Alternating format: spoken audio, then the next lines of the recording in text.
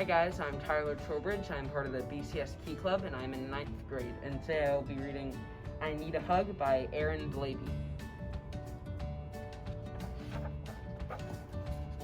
I need a hug. Will you cuddle with me, Lou?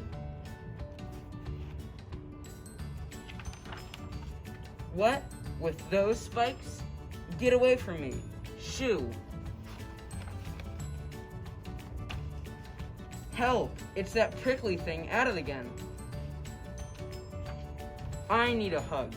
Will you cuddle with me, Joe? Cuddle you? I won't.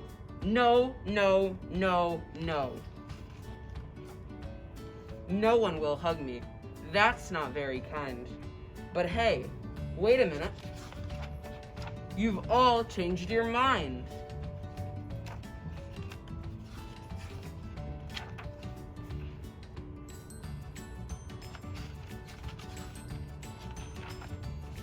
Gosh, all I did was ask for a kiss.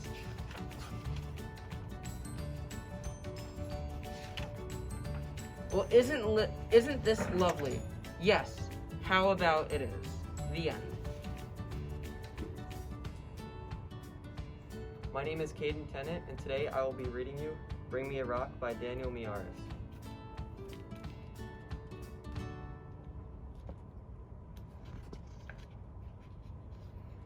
For Lisa, my rock, bring me a rock. Bring me a rock. The bigger, the better. I will have a majestic pedestal fit for a king.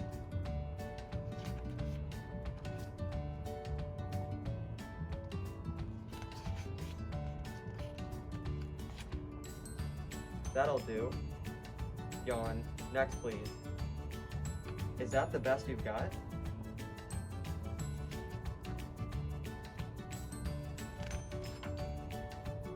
I need big rocks, not puny pebbles. Gone, little bug.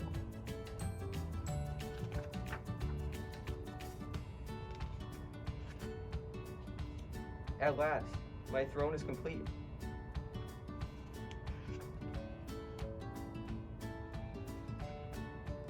Help! I have an idea. What he needs is a pebble. You saved my life. However, can I repay you? Bring me those rocks.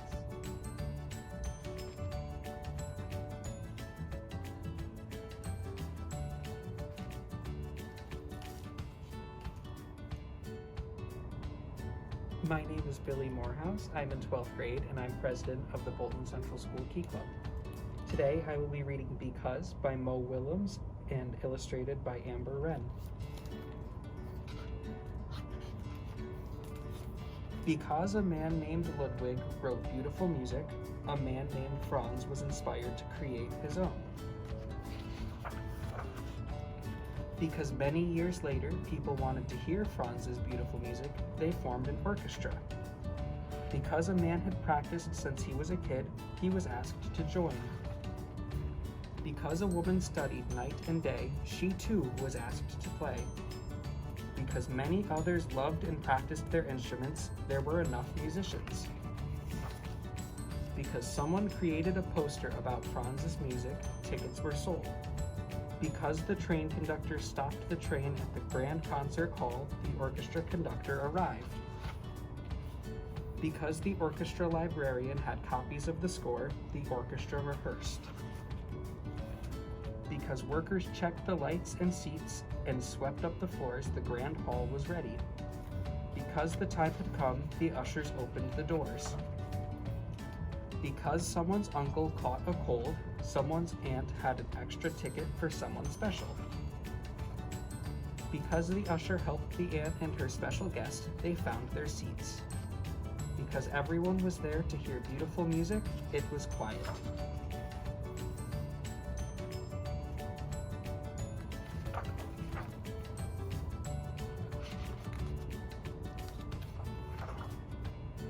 In row C, seat 14, sat the girl with the uncle's ticket.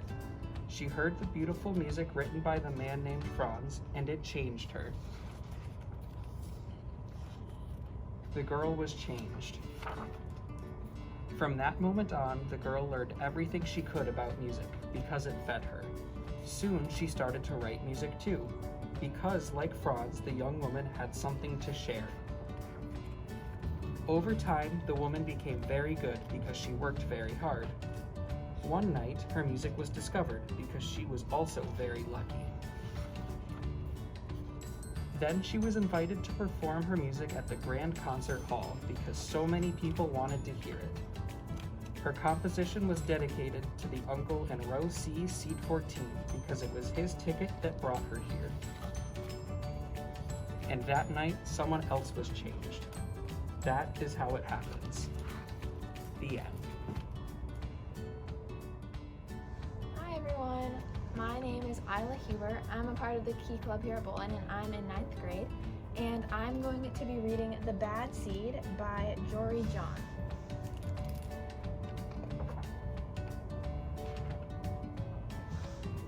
I'm a bad seed. A bad seed. Oh yeah, it's true. The other seeds, they look at me and they say, that seed is so bad.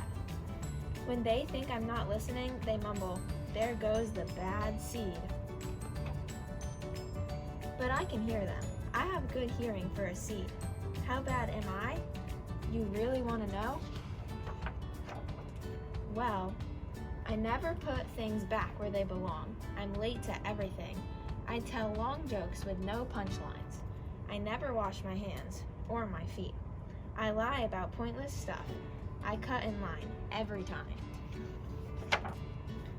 I stare at everybody. I glare at everybody. I finish everybody's sentences and I never listen. And I do lots of other bad things too. Know why? Because I'm a bad seed. A bad seed. I just can't help it. Sure, I wasn't always this bad. I was born a humble seed on a simple sunflower in an unremarkable field. I had a big family, seeds everywhere. We found ways of having fun. We were close. But then the petals dropped, and our flowers drooped. It's kind of a blur. I remember a bag. Everything went dark. And then, a giant. I thought I was a goner. I thought I was done for. I screamed and I hollered, ah! But I was spit out at the last possible second. I flew through the air and I landed under the bleachers with a huge thud. When I woke up, it was dark outside. A wad of gum had softened my fall. I felt okay, but something had changed in me. I'd become a different seed entirely. I'd become a bad seed. A bad seed. That's right, I stopped smiling. I kept to myself. I drifted. I was a friend to nobody, and bad to everybody. I was lost on purpose. I lived inside a soda can, and I didn't care, and it suited me. Until recently. I've made a big decision. I've decided I don't want to be a bad seed anymore. I'm ready to be happy. It's hard to be good when you're so used to being bad, but I'm trying. I'm taking it one day at a time. Sure, I still forget to listen, and I still show up late, and I still talk during movies, and I do all kinds of other bad stuff. But I also say thank you. I say please, and I smile. And I hold doors open for people, not always, but sometimes. And even though I still feel bad, sometimes I also feel kind of good. It's sort of a mix. All I can do is keep trying and keep thinking. Maybe I'm not such a bad seed after all. Hey look, there goes that bad seed. Actually, he's not all that bad anymore. I heard that.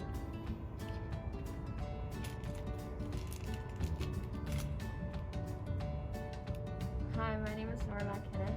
I am a sophomore at Bolton Central, and I'm a part of the Key Club, and today I will be reading I Am Not a Chair by Ross Giraffe.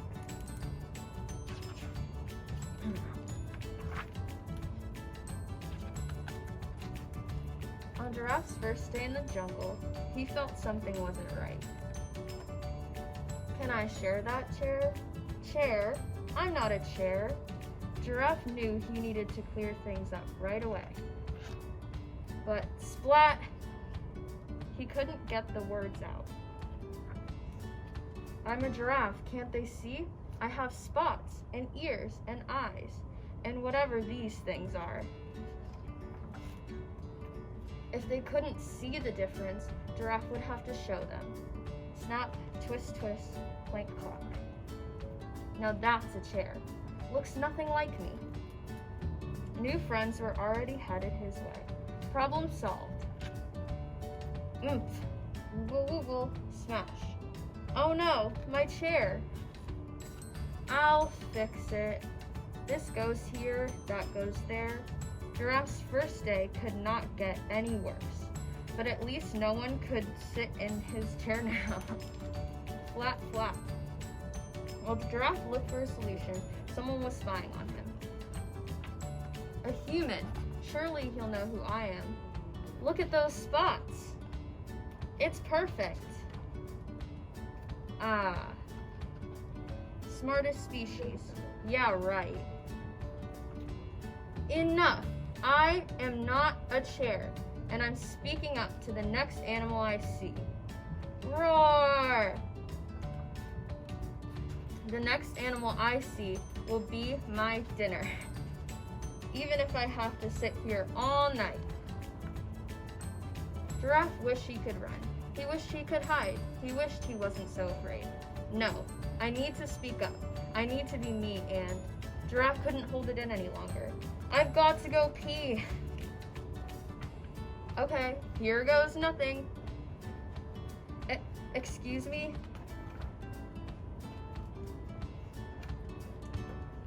Ah, run for your lives! A talking chair! I'm not a chair, I'm a giraffe. And the next day he told everyone, and everything felt right. Me, a chair. Can you believe it? The end. Hi, I am Tyler Trowbridge. I am part of the Bolton Central School Key Club, and I'm in 9th grade. And today I'm going to be reading Aliens in Underpants Save the World.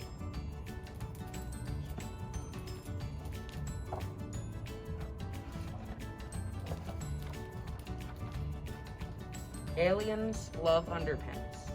It's lucky that they do, for underpants saved our universe.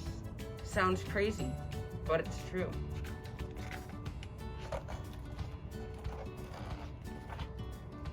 On one pants-pinching mission, the aliens zoomed through space. The spaceships shook and wobbled. Their hearts began to race. Their radars bleeped with their sirens wailed. On came the warning light. Heading straight for planet Earth was one huge meteorite.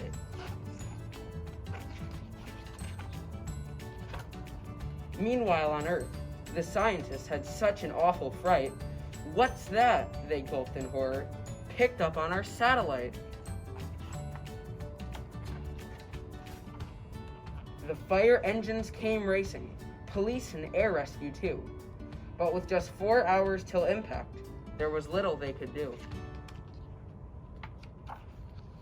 Down to Earth, the aliens shot, and they jumped out with a show. No time to lose. If Earth blows up, our underpants supply will be out. They took undies down from clotheslines. They raided all the stores. They sneaked inside our houses and pulled bloomers out of our drawers. The aliens stitched the underwear, and proudly they unfurled the most ginormous pair of underpants made in the whole wide world. Quirky with their spaceships, they stretched the underpants in place. And when the meteor had landed, it zoomed back to outer space. The meteorite has vanished, gasped the people in surprise. We thought we saw huge underpants, but we can't believe our eyes. Back at home, the aliens cheered. Our pants plan was fantastic. We saved the Earth with underpants so stretchy and so elastic. So should your pants go missing, there's no need to make a fuss. Let the aliens have their fun. They've done so much for us. The end. Thank you.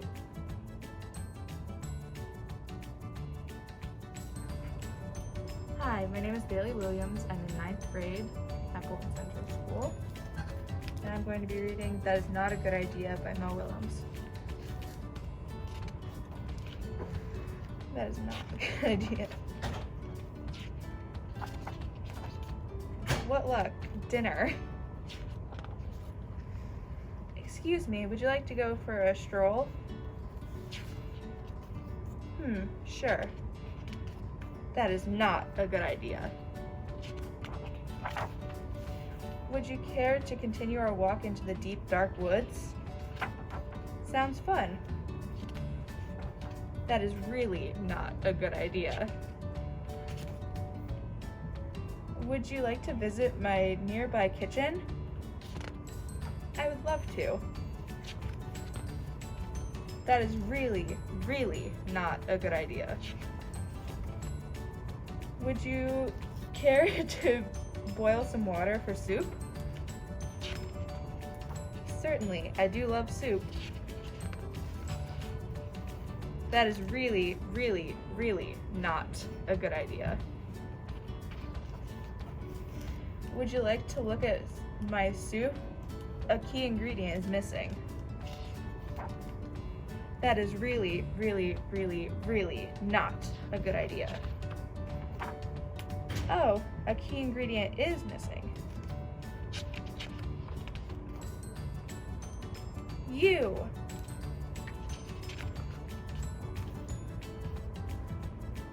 Well, we did try to warn him. The end. More soup, children? Oh my God. My name is Billy Morehouse. I'm in 12th grade and I'm the president of Key Club. And today I will be reading Octopus's Garden by Ringo Starr and illustrated by Ben Court.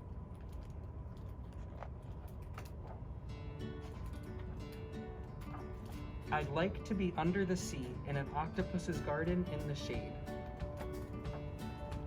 He'd let us in, knows where we've been, in his octopus's garden in the shade. I'd ask my friends to come and see an octopus's garden with me. I'd like to be under the sea in an octopus's garden in the shade. We would be warm below the storm in our little hideaway beneath the waves.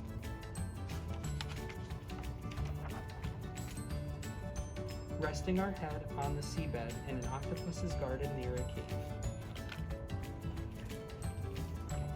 We would sing and dance around because we know we can't be found.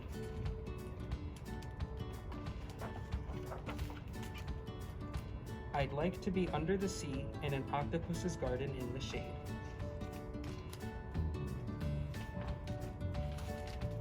We would shout and swim about the coral that lies beneath the waves, lies beneath the waves.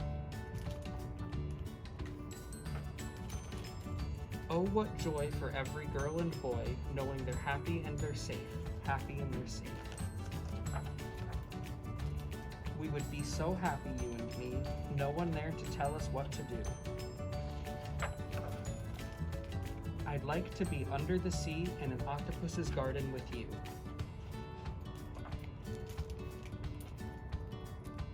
I'm scared. What will happen at school? What if there's math or numbers? Reading can be hard with a big I. Why does the alphabet have so many letters? What about lunch? What will the other birds think of me? What's up with those heavy backpacks? I'm a fragile bird.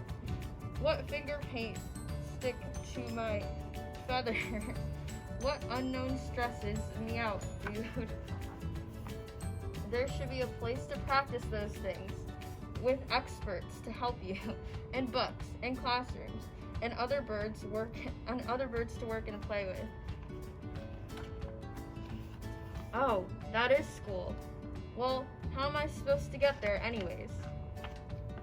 What? Step aside, coming through. The pigeon has to go to school.